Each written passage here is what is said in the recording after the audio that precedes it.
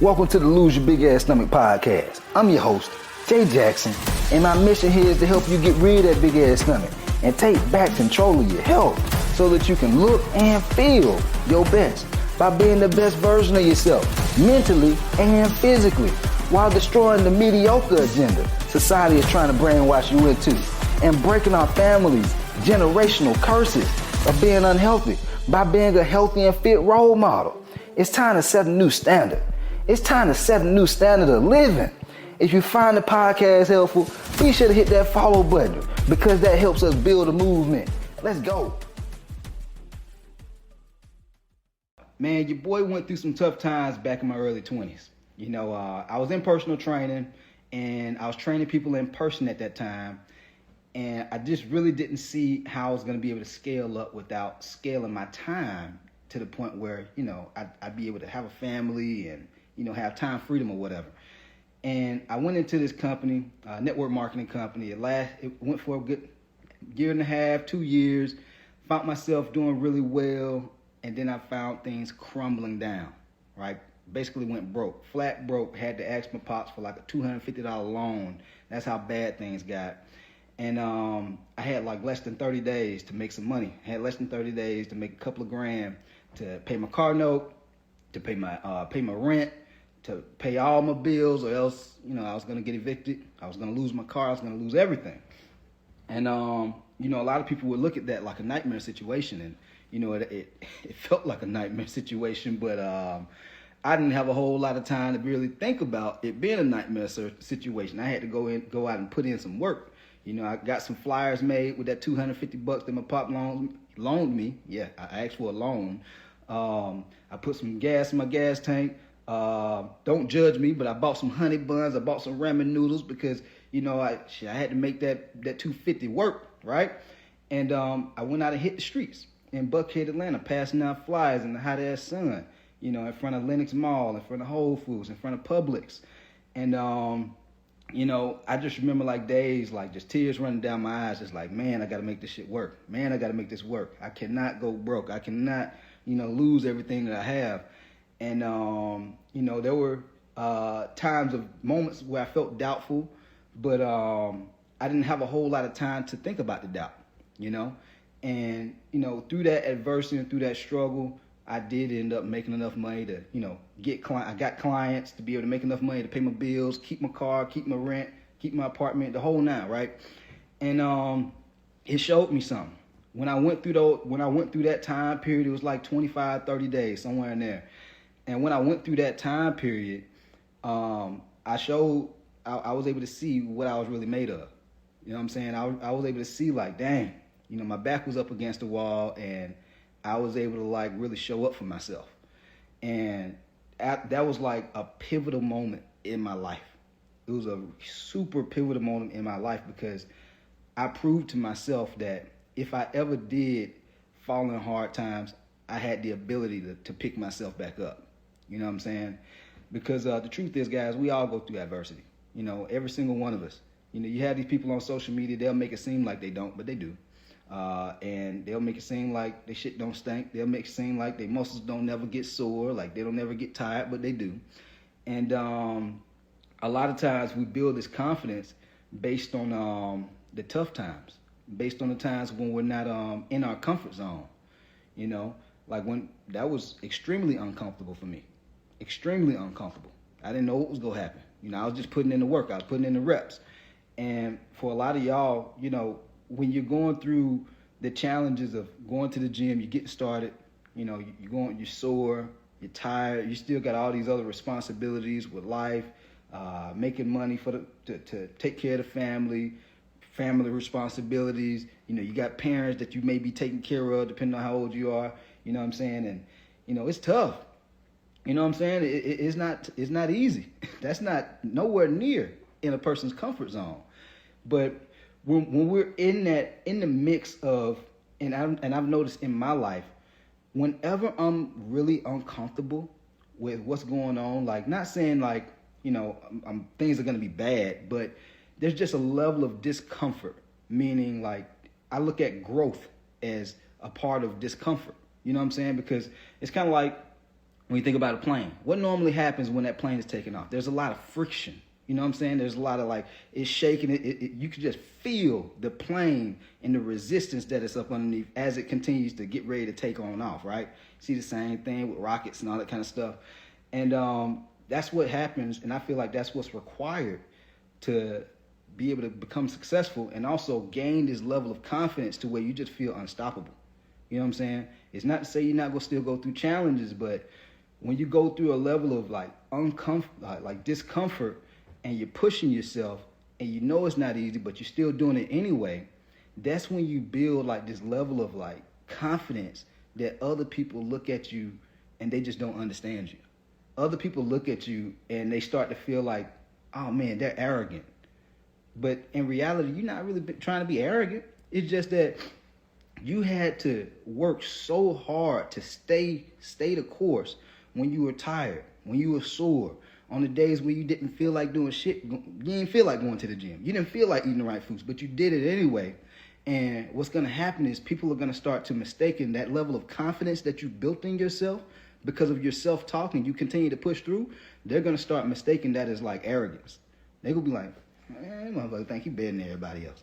But man, she thinks she better than everybody else. No, I don't think that. Like, we just had to think, because we put in so much work, because we put in so much repetition with doing the right things, even when we didn't feel comfortable doing it, even when we didn't feel like doing it, that builds a level of like confidence where certain people are just not going to understand it.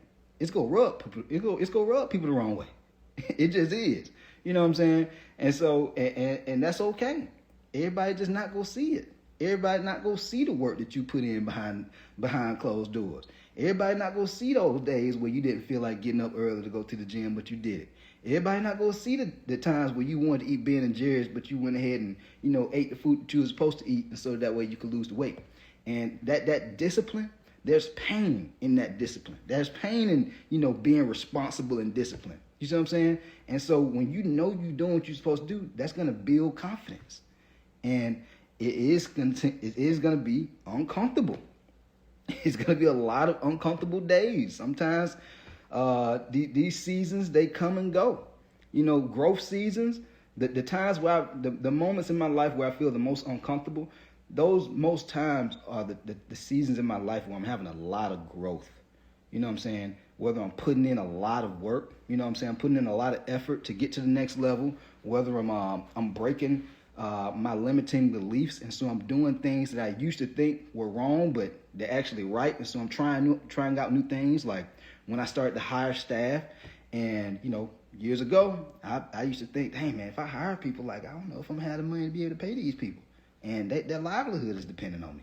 You know what I'm saying? And so that shifting my thinking, it's uncomfortable in the beginning when I started hiring people, but now it's normal. You see what I'm saying?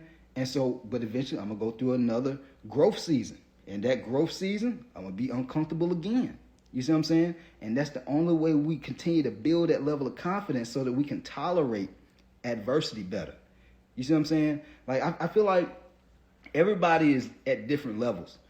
And this is one thing I noticed about my life. Like, as I've grown in like business and just living, man, like just growing, I still go through the same adversities, but I'm able to tolerate different stress a lot easier. Things that I used to think, like where I am now, back when like 5-10 years ago, I would have never thought I'd be able to do this. You know what I'm saying? Like being able to balance like the amount of like money that I put out on a monthly basis, a daily basis, for staff and business expenses and things that's required of me. And when you start to have staff, shit, that holds you even more accountable. Because now if you you being the CEO, you being the owner, like you got to make sure you running the plays, and so that way everything else runs smoothly. You see what I'm saying? So it requires more accountability out of me to be consistent with the live videos. And so imagine if you have family, if you look at yourself like a leader, if you look at yourself like somebody who you want to be like that positive role model or example for your family and the people who love and care about you, it's going to hold you a little bit more accountable. You're going to be like, man, I've been leaving a lot of my potential on the plate because I got kids, I got a wife, and I'm not taking care of my health. I got a kid, I got a wife. I'm not eating like I know I should be eating. I'm 30, 50, 100 pounds overweight. And so I can't show up like I should be showing up because I don't have the energy. I can't show up like I should be showing up because I don't feel confident with how I look in my clothes. I don't feel confident with when I take my clothes off. So I really don't want to go on trips and vacations like that. Whatever it is. And so the whole thing is this, guys. You have to put yourself in a position where it forces you to grow. You have to put yourself in circumstances where it forces you to grow. And it's not necessarily that you have to have your back up against the wall, but you got to put yourself in a position where it's like you're going to show yourself what you're made of. If you go out and buy you some clothes that you might not be able to wear right now, but you know you need to lose a good 20 pounds to be able to wear it, and you really want to be able to wear them clothes, it's going to force you to grow a little bit more. It's going to be uncomfortable because you're like, damn, man, I done bought some clothes I can't even wear yet. Man, I really got to go put in this work. You know what I'm saying? Or maybe you spend $2,000 to go on a vacation, and you're like, boy, if I go on that vacation looking like how I'm looking right now, man, that's no good. So you go ahead and pay for it though, but then you give yourself 3 months, 6 months to lose that weight. You done already booked the trip, booked the hotel and everything. 3 months out, you need to drop 30. You uncomfortable because you like, man, I ain't dropped the weight yet. If I go like I'm looking right now, boy, your boy go have his shirt on at the beach. But if you go ahead and put in that work, that you've already set that deadline on when it needs to happen, when you need to lose that weight, of course it's going to be uncomfortable. But now it's going to show you what you're made of. Are you going to be lazy? Are you just going to give up? You going to be a loser and just quit? Or you going to be like, man, let me go make this shit happen. Because I want to be able to make the best of this vacation. I want me and my family to be out at the beach, and I got my shirt off. I feel like I'm that guy. You know what I'm saying? Some of y'all, I see too many people not be willing to put pressure on themselves because a lot of times that's all it really needs, a little bit of pressure. The pressure is just accountability. That's all it is. And we got to put ourselves in situations where we hold ourselves accountable. And sometimes that requires setting up that vacation, buying them clothes, going on that trip, whatever it is, and or making that bet with your homies. Be like, hey, look, man, shit, we both need to lose that big old ass stomach, man. Let's go ahead and put 200 on it. Let's go ahead and put 200 on it. Whoever loses first win. Whoever loses first win all. You got to be willing to hold yourself accountable and put that type of pressure on yourself because, yes, it's going to be uncomfortable. I feel like society nowadays, they're making everybody feel like everything just supposed to be hunky-dory, sunshines and roses. The shit just ain't like that. Most of the time it ain't like that. Most of the time it's going to be challenging. And if you go through the challenges and it's going to be hard anyway, why not get a reward for it? Why not go ahead and get some results for the hard times if you go through hard times anyway? You see what I'm saying? And so if we're going to be going through all the discomfort, go through the discomfort and actually get something for it. Get a reward for the discomfort that you're going through. And the reward is you get that confidence. And you show me a man that don't have confidence, I'll show you a man who really don't have much in life. He's not really going to be doing much. That's a man that's probably going through some type of depression. He's sad. He probably don't have a lot of people around him. He's just going through tough times. Even women, same thing.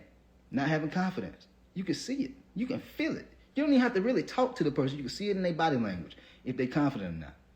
But then you see the guy who is confident. You see the woman who is confident. What they walking like? They walking up straight, chin held high, chest out. They got a little bit of a bounce in their step. You know what I'm saying? You just feel the energy. That you can feel the charisma, the whole nine. And so how does that person get to that point though? They've been through some shit. They done put themselves through some discomfort. They done put themselves through some challenge. You may not know that. You may not see what challenges and adversities they done went through, but they've been through them. Like, I hope y'all don't think that I just got to this point where I could just do live videos and launch a podcast, post videos with all this charisma and talking and entertaining y'all and giving y'all game at the same. I hope y'all don't think this shit just came easy. I hope y'all don't think that this just came like overnight. I know there's a small group of people that probably still will, but no. When I first started posting content on social media, I was weird just like most people. I felt weird like, man, is anybody going to jump on today? Am I saying it right? Am I talking about it? Are they interested in hearing what I'm talking about? Damn, do I look weird on this video? You know what I'm saying? And so I had to go through the discomfort of that process, but also learning to improve the process. You see what I'm saying? So I'm going through two things. Like, I got to unbreak my limiting beliefs, plus I got to go sharpen my skills at the same time. That's uncomfortable. That's growth. And so my whole point is, guys, just embrace the discomfort. Embrace the discomfort to grow.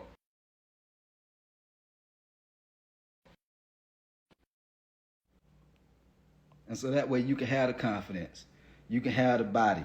You can have all that you want, man. Because the only thing that's limiting you is you. It's you versus you, man. That's it. It's you versus you. And so if you feel like you fat and you always gonna be fat, you probably always gonna be fat.